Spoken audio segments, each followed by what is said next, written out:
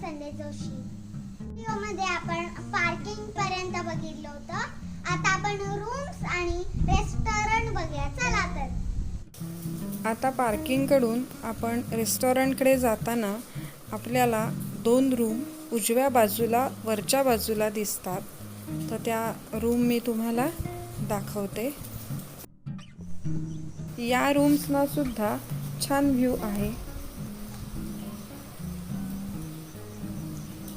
आजूबाजूला वेगवेगळ्या प्रकारची झाडं आहेत. हे चिक्कूचं झाड आहे, त्याच्या बाजूला रातांब्याचं झाड आहे, पलीकडे सगळी नारळाची झाडं आहेत.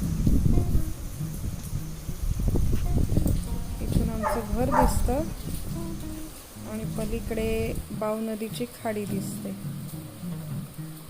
हे बाहेर छोटंसं टी टेबल आहे आणि इथून छान वारा येतो. पूर्व दिशा असल्यामुळे इकडे सकाळी आपल्याला सूर्योदय देखील पाहायला मिळतो.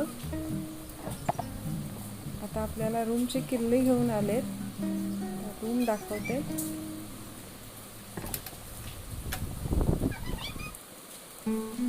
छानपैकी भरपूर हवा आणि प्रकाश मिळेल अशा रूम्स आहेत. मोठ्या खिडक्या आहेत, खिडकीतून छान वारा येतो.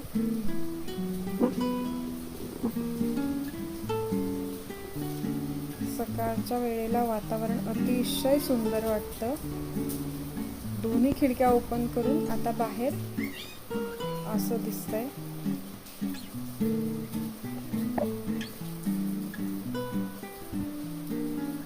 मस्तपैकी मोठ्या मोकळ्या रूम्स आहेत. खिडकीमधून असं बाहेर पाहायला मिळतं. समोरच नारळाची झाडं दिसतायत.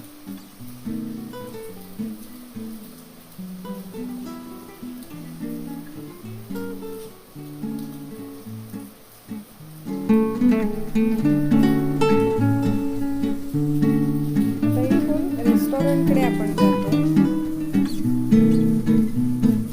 हा रेस्टॉरंटच्या आजूबाजूचा परिसर आहे. इथे देखील 2 रूम्स आहेत. सेम तशाच प्रकारच्या त्या पण रूम्स आहेत. हे रेस्टॉरंट आहे. भेट द्यायला विसरू नका. जोशी ॲग्रो टुरिझम, पक्षी, रत्नागिरी. थँक्यू.